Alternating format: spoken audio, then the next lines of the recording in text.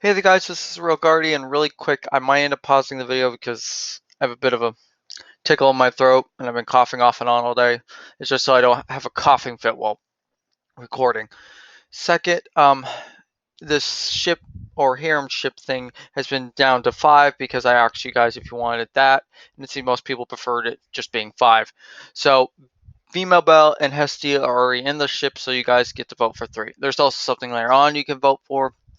Now, with Itachi's brokenness, I sadly had to make him more OP. I really wanted to make him more just OP as in he was in Naruto, but then I realized I'd have to change some stuff around, and when I change the stuff around or grant him what he needs for the story, I realized it would make him more OP, so I just went with it. So I hope you will understand that. I will tell you when I get to that part what you can vote for. Other than that, I hope you guys will enjoy the 900 special. This is why Itachi was in danmachi. Now, let's get started. Shortly after Itachi told Sasuke that he'd always love him, he was in front of Hagoromo. He was stroking his beard and looking at Itachi, saying, "For what you've went through and have done throughout your whole life, I have an offer for you, Itachi Chia." This, Itachi looked at him very calculating, after being told that, just nodding his head, with Hagoromo saying, "I'm going to be sending you to another world as an apology for what happened here, and I will assure you you will have a better life there. Plus, I'm giving you gifts as compensation as well." Tachi putting his hand up and asking, "I get why, but I would like to know more about this world and gifts." Agoroa laughed, saying, "Always the genius prodigy. Well, first, the world I'm sending you to is known as danmachi by some. It is a world where the gods and goddesses live together with mortals. It's full of magic, swords, and life. Though this world is at a fragile state of peace, but there is peace here. Given your pacifist nature and the need for peace you strive for, I thought it'd be a good fit. So, what questions do you have so far, Taj?" He thought in his calculating manner once more, then finally spoke, "None so far. Once I'm given more information, I will have some, I believe." Hagoromo really found this man very interesting. To him, he continued, saying, "So I'm going to give you these gifts. First, I'm upgrading your Sharingan. It can copy magic as well. It'll also be in the eternal Mangekyo state, so you won't have to worry about usage. It can use any Mangekyo ability other than the one you own, but if you do so, it will only have 3 charges a day when not using your own. It will also have the potential to become the Rinnegan and the Rinnegan Sharingan. Next, I'll give you a unique stage mode called the Tensagon. Tensagon. Tensagon, sorry. Sage, and a beast stored within you. Yes, you guys can vote for the beast. Like, it can be anything, even magical at this point. So please vote down below for that part. Though it will be sleeping until it's ready. Also, having the ability to have truth-seeking orbs, but I will only grant you 4. Finally, I will increase your chakra with the potential to be infinite. You'll be able to use any type of jutsu, but one day you can use any type of release, transformation, or bloodline ability from our world. In addition, I will also be making it where you can use your magic freely, with no limitations or race limitations." After hearing all this, Tachi said, "Okay, I understand. But will I be going in blind, barely having any info as a shinobi? That would equal death in this world." Hagoromo is saying, "No, you will, since I'm going to give you all the info that you need to survive and understand what I've granted you there." Itachi nodded, asking, "Will I arrive there with no gear or weapons, and what will my age be, given how old I already am?" Hagoromo thought for a moment, then answered, "You'll be dressed in your Akatsuki attire. You will have all that you need. Your weapons, like your sword, will be there. Now your items, like shurikens and kunais, for example, will be in a special pouch that will replenish once a day, so you don't have to worry about recrafting them. Restoring items for your chakra and things of that following nature will take 3 days if you place within the pouch. Your age will be 17, and your pouch in general will have other abilities, but you will discover them later on." After hearing that, Itachi asks, "How about my disease?" After hearing that, Haguro was saying, "You'll never develop it, so don't worry." Finally, Itachi asked the golden question, "So why me in particular?" With Haguro saying, "It's because of what you did for your world. That's the only answer I need to give so far. So, will you accept my offer?" That Itachi nodded. Haguro smiled, saying, "If you ever need guidance or simply wish to speak, do so with your beast. Once he awakens, we'll be able to talk at any time you need to." With that, Haguro smiled once more, saying, "There will be a piece of paper by you when you awaken, so please read it so that you can understand what's going on." After that, a bright light engulfed Itachi. He awakened in a cave. First, he checked himself. Once confirmed he was fine and had everything he was told he had, he turned to see a small bag and a note with it. Reading it, it started out as saying, "Hello, this is Haguruma. First, after reading this line, all the info I promise will enter your head. Get ready." After reading that, Itachi grabbed his head and everything poured into his mind. Everything he absolutely needed to survive in this world. After getting over the pain, he then decided to continue to read the note. "Next to you is about 50,000 vowels in this world's currency.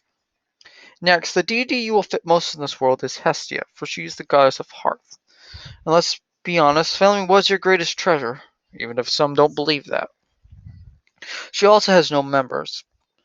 That is a great plus for you, since it would work out best for right now, given your past. Also, normally you cannot lie to deities in this world, but one skill I gave you as a passive ability will let you. She'll not be able to see this at all. Okay, well that's about it. Enjoy your new life, and most of all, have fun. We'll talk again soon, and I'll give you even more answers you're craving.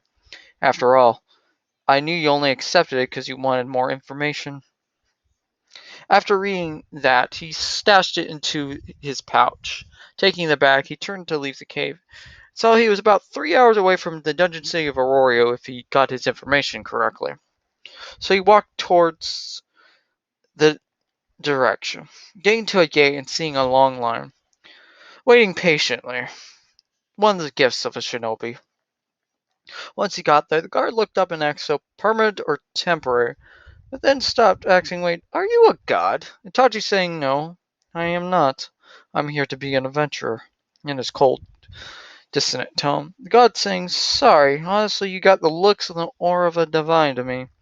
So, it will be permanent then. That'll be about 5,000 vowels." That Itachi nodded, handing the man the money. The guard then gave him directions to the guild, since Itachi asked for them. But as Itachi was walking by, every woman in Aurora was swooning over him, with many wondering if he was some new god that descended. He entered the guild to see a line. After getting to the counter, he saw what was a half-elf, if the info he got was correct from Hagoromo. He was still doubting some of it, but he sighed to himself. He walked up to the counter with her, saying, "Hello there, my name is Ina. Are you here to register a familia?" With that, Itachi actually chuckled a bit and smiled, saying, "No. I get why you ask, though. It seems people have confused me for a god, but I assure you I am human." After seeing that, every woman in the building's heart was pierced by arrows. They were all blushing mess, and Ida was the worst of them all, saying, "I'm so sorry to assume that. May I know why you're here?" "Well, try not to have a nosebleed." Tachi answered, "Do you happen to know where Miss Hestia is? I heard she's recruiting." Ina looked the man up and down and saying, "I can tell you're trained very well as well, just from the outset. Why are you looking for her specifically, may I ask?" Tachi said, "It's simple. I was told by a good friend she'd be a perfect fit for me as my goddess." With that, Ina smiled, saying, "Well, she normally is selling potatoes treats at a stand right now on the west side." That Itachi nodded, saying, "Thank you, Miss Ina. By the way, my name is Itachi, and I will see you later." And he smiles again, and every woman in the room was holding their noses, trying not to show their nosebleeds. He is saying, "Yes, see you later, Itachi." At that, Ina and the rest of the women nearly fainted from nosebleeds, with Misha, Rose, and the other legendary guild flowers, as they were called, saying, "Okay, I am making it my once-in-a-lifetime adventure I'd fall in love with." With Rose, the famous, cold-hearted Rose the werewolf, saying, "Same," out loud, which shocked everyone in the building. But Ina said sorry, but I'm going to be his advisor. This started a cat fight with all the legendary guild flowers and female advisors in the guild, earning Itachi the rage of all the men in the building. Itachi decided to go down a alleyway nearby, looking around to make sure no one was looking, and thanks to the info he had already gotten, he quickly jumped up to the roof and went to the west side of town, blitzing there at incredible speeds that no one could see. Once he was there, he slowly going around until he saw what looked like a child with big boobs selling potatoes. Itachi just thought she had to be the goddess he was looking for. Once again, looking around to make sure nobody was nearby, he dropped down in a nearby alleyway and walked up the stand. The young woman looked up, saying, "So what are you, a new god? So are you here to make fun of me?" Tachi laughed, saying, I don't get why I'm being asked that so much today. But I'm not. I'm looking to join your familia if you'd let me. After hearing this, Hestia's eyes went wide, realizing he was not lying to her. So then she said, "Okay, let me get done with work then. I'll see you soon." Okay? Tachi nodded, taking potato stack and paying her. After waiting for what seemed like an hour, Hestia walked up to Itachi and asked, "Okay, first, the Stanley wants you to come by again. Our sales dropped the roof thanks to you being nearby." So many women today. Second, follow me, Itachi. Itachi then followed Hestia, and they stopped at a church, with Hestia saying, "Well, this is my home." After that, Itachi follows her down to her room, and she points to a couch, and they both sat down. Hestia started out saying, "May I ask why someone like you is wanting to be in my familia? After all, I can tell you have combat experience just from looking at you." Then Itachi said what was on his mind. "First, a friend said you'd be a perfect fit for me, and I can tell why, just by entering this home." Tachi looked at him with a confused look, as Itachi said, "Let me ask you what is family to you, Hestia?" Her answer was simple. It's the most important thing. After all, family is everything, no matter if you share blood or not. With that, Itachi nodded, saying, "This is what it means to me as well. Family is everything. That's why I want to be part of your family." With that, Hestia's heart was stolen for all eternity for Itachi. He had the same view as family on her, and with that, she was crying, saying, "Yes, I'd like you to be my first member." Itachi pulled Hestia into a hug and let her cry until she was finished. After that, and getting herself together, she asked Itachi to remove his shirt so he'd give him her blessing on his back. Though she almost passed out just seeing Itachi's built body from behind. She quickly got done for her own health. To be completely shocked, Itachi was at level 8. There had not been anyone near 8 or 9 since the Zeus and Hera days. He also had all these skills, magic, and development abilities, and question marks everywhere on the sheet. She asked Itachi to sit up, and she looked at him, saying, "You're level 8 and you have all this stuff." Handing it over to Itachi, quickly looking over, saying, "I know all of this, basically. The only thing I don't understand is the question marks, though I think that involves Hagurama," he thought to himself. Then saying once more, "And why have a skill called Divine Prodigy?"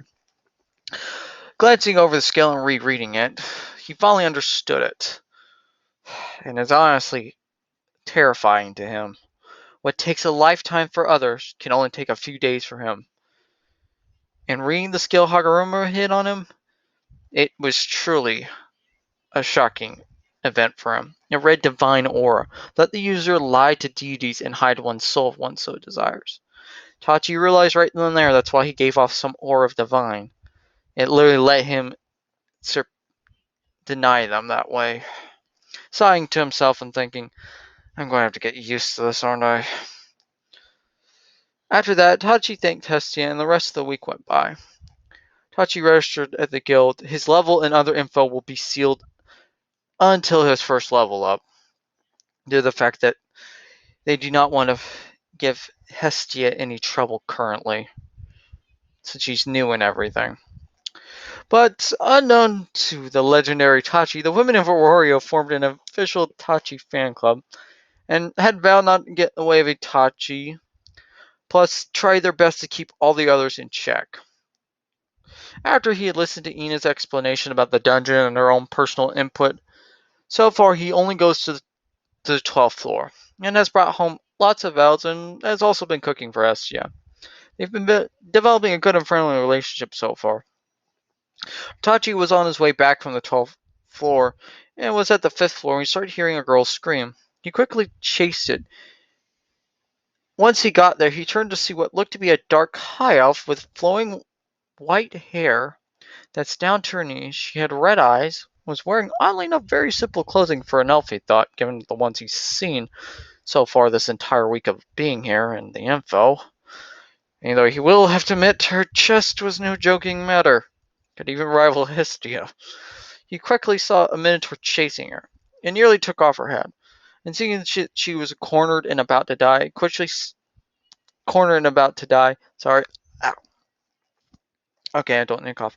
Itachi quickly sped in front of her, and when the Minotaur was startled by him, it quickly turned around, realizing he could not win this fight just from Itachi's presence alone.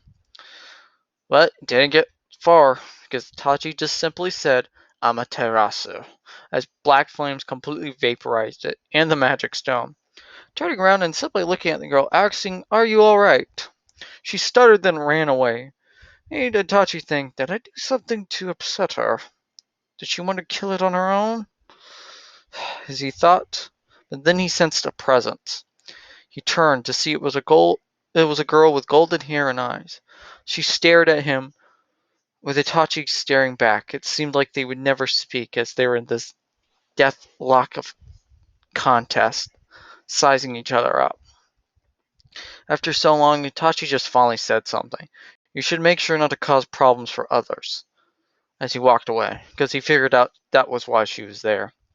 But before she could ask anything, because the girl realized how strong he was already long gone. At the guild, a very rare dark high elf was running in, which caught the attention of many men, since it was rare to see one at all, since most of the race had been wiped out, especially the high ones. She was darting into the guild like a cannon, saying, Miss Ina! Hearing that, Ina turned around saying, Oh, hey there, Bella. Did you go in the dungeon again? Ina saying, Yep, I know I'm not part of Familia, but I'm grateful the guild lets me go in and test my magic after all. But after telling her what happened, Ina unleashed her older sister Aura, pinching the young elf's cheeks while flinging her around, with Bella saying she's sorry over and over again. Finally relenting and sighing, Ina stopped, saying, Well, one, I told you without a blessing never to go down more than 3 floors. After all, you're the only dark high elf I've ever met. So as a fellow elf, I want you to be careful. Even though mostly a relationship between each other is not good with our races. Sighing to herself. After rubbing her cheeks, Bella saying she's sorry, but has an insane blush on her face, saying, So do you have info on an adventurer? He's saying I might, so who are you asking about? After describing him, Ina got extremely red in the face, then said out loud what she probably should have said, Itachi saved you? This caught the attention of every single woman in the room, and the jealousy of stares that the legendary Itachi saved Bella was causing her to shrink a bit mentally. But she nodded. Ina then said, Well, all I can tell you is a name and a title he has, which is the Crow Prince. He's the only member of the Hestia familia. After all, the guild sealed the rest of his info by the god of Orario himself. This surprised Belle, but she did not hide her blush, saying, So does he have a girlfriend, though? This caused all the women in the room to open a single ear, listening very closely to what she was about to say. He is saying, Well, I'm his advisor, and he does not have one from what I know. Even though I've actually heard a recent rumor that he's rejected over 6,000 confessions. With Bella glancing away, including Ina, just thinking how sad that is. But they both, at that thought, got really happy hearing that. And most of the women are too. But Bella then asked, So where's the Hestia familiar? Ina said, May I know why, with her rage being very apparent. She will respect her kind in many aspects. And even though Bella's a dark elf, and she doesn't have a grudge against him, but she and every woman in the city has basically made it where Itachi is off limits at this point. Except to Hestia, the lucky ass goddess is all was their thoughts on the matter. Bella's saying, well, you see, I was so scared, I kinda ran away. So I really need to thank him and his goddess for all of that. And seriously, that's all I want to do. I'm being honest. After hearing this, Ina calmed down, saying, well, here, handing Bella the info where Hestia lives. Bella responded with, thanks, Ina. She also said, I could probably get you an interview with Loki and Miss Riveria. She would most likely let you in the familia given your heritage, and Miss Rivera would be a good role model in understanding your race since you didn't even know what you were until you walked into the guild that day. Bella's shaking her head now, saying, I really don't want to get into a familia like the Loki familia that way. But thanks for the offer. But Bella got really close to her ear, saying, but he's going to be mine, not yours. So I'm going to be your eternal rival from this day forth. So get ready for it. She then playfully smiles at her and bolts out as fast as she can. Enid then covers the entire guild in a murderous aura. It scared everyone shitless, wondering what the hell the little elf said to her. Itachi had returned to the church at this point, after getting a status update, and was making Hestia food. But she was pretty upset. Ever since Itachi joined her familia, she's been getting tons of women only trying to get closer to her Itachi. She turned them all down, though. She said she was sitting in her room on the bed reading something when they both hear a knock at the door. Itachi asked Hestia to get it since he was still cooking. Hestia went and answered the door to see a dark high elf girl. Great, another one. She sighed, but said, come on in, because even if that has been a thing, she decided to make a little test, and if they pass it, they get to come into the familia.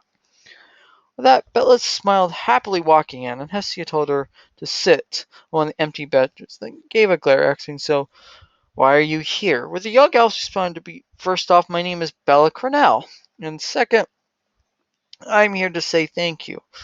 This caused Hestia to stare and realized she was not lying, asking, why do you need to thank me? She was about to respond, but Itachi walked up behind them and saying, oh, it's you. Freaking them both out. Even living for almost 2 weeks, she's still not used to Itachi's stealth level. Good God, I think he didn't even sneak up on Otar. With the girl turning around and quickly bowing her head, saying, I'm so sorry for running away. I'm here to say thank you for saving my life. My name is Bella Cornell, by the way. She looked up to see Itachi smile. It caused both of the women's hearts to beat out of their chest. Itachi saying it's alright, as long as you're alive. And well, it is a victory.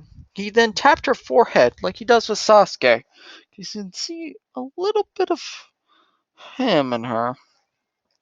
And this made Hestia very angry, saying, okay, you said thanks, so get out now. This Bella said, could I join your familia? I want to repay Mr. Itachi for saving me. Hestia says no thanks as quickly as she could. You've already done enough.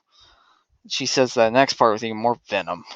Bella started to cry, saying, I know it's wrong for me to ask to be part of a familia like this, but I have two reasons for it. With that, Heskia got curious and asked, what are they then? Bella responded with, after learning about my race, every familia I went to wanted to invite me because I was this rare find, or I could be precious entertainment. There was some for way more disgusting reasons, as she shuddered. My second reason is just walking in here felt like my grandfather's place back home, and I had family. So please let me join? Hestia sighed, because she knew once she said the last thing, Itachi would want to join her familia, after all. But she also knew a reason why she'd let her. She truly wanted a family again. Hestia smiled, saying, well, you're the first woman to pass this test. Come downstairs with me. Hestia decided if she felt like she was worthy of the blessing, could give her a proper answer about family, she'd let them in. After Hestia gave her blessing, it showed her three things that she was incredibly interested in, and the one thing that pissed her off beyond all belief. First, she somehow had the mage development ability already. She knew she was a high elf, but didn't think that was possible. She possessed two spells, one being a quick spell called Dark Bolt, the other one being a spell called Darkness End. It's a powerful spell, she thought. She hoped she thought right. Though the chant was long, it read, O great darkness, bringer the end. Thee who shall know all oblivion, whose touch is eternal, that we may know its blessing and its curse. My world shall face our wrath, until the bitter end, great darkness end. But what really set her off was a skill that allowed her to grow based on her feelings. And it was clear she was head over heels in love with Itachi. But she decided to let it go for now. She hid it and then handed back the paper. After Belle looked over it and was really happy that she had the mage ability and she didn't know, Hestia then asked Itachi, would you like to see it since you are the captain of the familia? He looked it over, saying, well, I really can't help with your magic yet, since I do have a spell or two, but haven't really learned how to properly use it. But I am going to teach you how to use a sword after we get you registered. And I see you fight more properly, I'll give you even better training. Is that alright, Bella? She quickly nodded her head, Itachi then thinking, then saying, well, let's have a welcome party for you. And from what I've been hearing, there's this bar slash restaurant place that we can go to. Hestia said, wait, why don't you cook? Itachi's saying simple, I'd like to have a break every once in a while. We'll see if you can get reservations there, okay? That they nod. Itachi then responding, okay, I'm taking the couch. You guys get the bed. Hestia saying, it's okay that we could share a bed. But Bella getting mad and saying no. Itachi just shrugs, going and walking back to the kitchen area. Well, they were fighting. The next day, Itachi was walking, going to the hostess fertility, if you remember the place's name right. Walking by it to see the 6 foot tall dwarf woman, from what Itachi could tell, setting up a sign. He walked up and tapped her on the shoulder. She turned around shocked to see Itachi standing there. Her first thought was, how the hell did he do that? I didn't even sense him. I'm on level 6. That response, Itachi cleared his throat, saying, sorry about that. I was wondering about if I could reserve something for a group of 3. The woman clearing her throat, saying, yes, you can. I'm Mia Grand, but most people call me Mama Mia or Mia. That Itachi smiled, saying, that's good to know, and I can tell that name you truly care about the family you have. After that smile, Mia's nearly had a heart attack, thinking, damn, one smile and you're putty in that young man's hands. She cleared her throat, saying, thank you. Okay, to set up the reservations as they continue to have a discussion. After getting done with that, he returned to the church and got Bella up and walked her to the guild. Walking into the guild this early was something he wasn't used to. And since it was early morning, there was only guild employees there. Seeing his advisor, he quickly walked up, saying, good morning, Ina. With that, all the girls turned their heads to see what people have now known as the Crow Prince. After all, it seems one of his skills that has become public knowledge allowed him to turn to crows for a brief moment. No one knows how it's done, though. Ina was on cloud 9, though. Getting to see Tachi this early in the morning, it was a blessing for her. After her upsetting day with Bella, before, sorry. Tachi said, I'm here to register a new familia member. That Bella walked up and grinned like a bad woman, which caused everyone in the room to at least killing intent. Tachi did not really care one bit about it. After Ida gave the paper to Bella with her shaking like a leaf with pure unbridled rage, the newest member was not just Bella, but had to be her new rival as well. Bella filled it out and smiled, handing it back with Ina saying in a very annoyed tone, with that, you're now a member of the Hestia familia. Trying to keep all her rage in check. Itachi then just smiled at her, saying, I'd also see it as a small favor if you stayed her advisor after all. I cannot help for a better advisor, especially someone as new as Bella and me. That alone makes me very happy. This made Ina's heart melt. She did care for Bella, she had to deal with Bella as a rival for right now. And she made Itachi happy. It made her beyond happy that she could do something for him like that. Even though the rest of the women in the building were now so pissed off that the killing attempt was at level 6 area. At this point, Bella had to ask something. By the way, Itachi, why do you hold one of your arms up like it's in a sling all the time? Looking down and seeing his arm, simply saying, I had a disease that severely weakened me for a long time. At one point, it caused it so I couldn't even raise his arm at all. That all the women hearing this was shocked that the Crow Prince was ill. Bella was almost in tears with Ina, but Itachi saying, "But a dear friend that recommended me to Hestia cured me. So to put it simply, it's because of habit." With all of that, the women were completely relieved. He was okay. But Itachi then grabbed Bella and did something no one expected. He carried her princess style, then said goodbye, everyone, and turned into a flock of crows, showing him how he got his name. This broke every woman in the room, and all the women said, "We're done for the day," as they start walking out, with all their male coworkers and bosses trying to stop them. Tachi and Bella arrived at the dungeon entrance, with her being a blushing mess. Getting carried like this was always a secret dream of hers, and it was by Itachi no less. It's no secret after yesterday she learned and being in the street that he's probably the most sought after man in Orario. Plus after hearing already rejecting over 6,000 confessions. So to her, this was probably going to be the happiest day of her life. Tachi looked down at the blushing Bella, saying, "Are you ready?" She nodded her head, going down to the dungeon to see how she handled herself. Tachi noted that a sword would be a good fit with her, plus with her usual staff for her magic. But what truly shocked Itachi is she actually had chakra somehow, and it was in a pretty big amount. Watching her fighting, he smiled, thinking, "I know just what to do after all this." They went back to the church later that afternoon and grabbed Hestia, the head of the hostess of Fertilia. When they get there, a gray-haired woman saying, "Why, hello there. Are you the party of three, I'm guessing?" Itachi nodded. "Well, my name is Seer. May I know your name?" While having a clear, blushing face for Itachi, Hestia and Bella said their names with complete venom in their voices. And Itachi said his. Was Seer saying, "Wait, you're the legendary Crow Prince everyone's talking about?" Itachi turned his head in confusion, then saying, "Oh, that's what everyone's been wondering about that," as he actually laughs a bit. And that single laugh slayed all three women like it was nothing. They walked in to be seated at the bar. Mia introduced herself to Bella and talked to Hestia, catching up with her. They had a great meal, enjoying pasta. Ramen was oddly enough there too.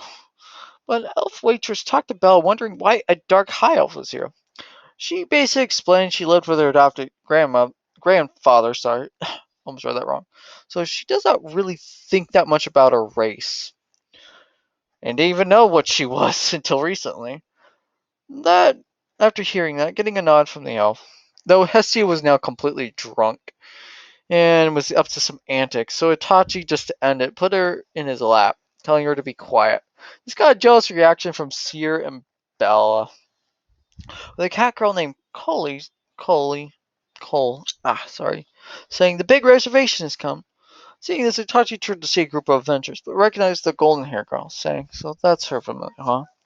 The rest of the bar saying, "That's the Loki familiar, right?" With many other whispering. Itachi thinking, "So that's one of the strongest familiars here." After hearing that, Hestia, completely sober up, said, "Let's go. I can't handle Loki at all." Itachi was about to pay the amount they needed to leave. Then he heard someone speak, and it was this gray werewolf as he turned. "You know that dark elf chick with the minotaur that nearly killed her? Well, I heard this new hot shot known as Crow Prince.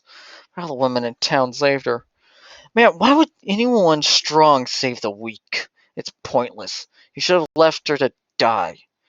And from what I hear, he picked a worthless goddess. I mean, so how could this legendary Crow Prince be any good?" This caused everyone at the table to laugh, but the green-haired elf, the small blonde-haired man, and a and the very blonde-haired girl he met earlier. Seeing Bella was so visibly upset by hearing this. Itachi said, "My goddess of Bella, let me show you why I never let my familia or family ever be insulted." Itachi then dropped 15,000 vowels on the counter, shocking me and saying, "I understand I will be banned for life, but do not do that to Bella or Hestia. Me, for it's my duty to protect my family." Just as he was about to continue his act, Mamiya said, "You're given full permission, and I'm not banning you." Itachi turned into crows, as the only words that could be heard as he transformed was Chidori and Shackle. As he reappeared, stabbing the wolf in the lower chest area with a Chidori. Before the Loki familia could act, they heard a voice saying, "Move 1 inch, she's going back to heaven." They all turned to see a second version of the man before them with a sword pressed on Loki's neck. She was completely freaking out, knowing that any moment this man could kill her. This caused the whole table to sit down. Well, the golden haired girl stared and wondered at Itachi, seeing his strength firsthand earlier. So she continued to analyze the situation. Itachi finally spoking up, releasing all his killing intent on the group, nearly causing them all to collapse, saying, "You insulted my familia member, my goddess, and normally I'd end your entire familia in an instant for this insult. But since three of you did not laugh, I will spare you just this once. Never insult my family, or my familia, or my goddess again. Do I make myself clear? And to you, pup, pride is and will be your death." He quickly removed his hand and healing his wound, turned to his familia, having quite a bright smile, saying, "Let's go home, you two." Bella getting Hestia and Itachi apologizing to Mamma Mia once more. And he turned and walked out, with Bella carrying the goddess on her back, and everyone in the room being a blushing mess once more. After two Amazonians were in the group were struck with instant love, saying that's a true man. The golden-haired girl smiled and wondered if she could spar with him sometime. The red elf girl was wondering why she was blushing. The gray-haired one was thinking, why did I blushing too? But the magic was interesting, plus a dark high elf. I need to talk to this familiar. Loki was thinking, why am I blushing and my heart being out of control like I'm in love? He's a guy, not a girl! As she grabbed her head, rattling her hair, trying to figure out what was going on. But under all that, they were in a mode of sheer terror of what just happened. Although knew he could have ended them in that moment without any wasted energy.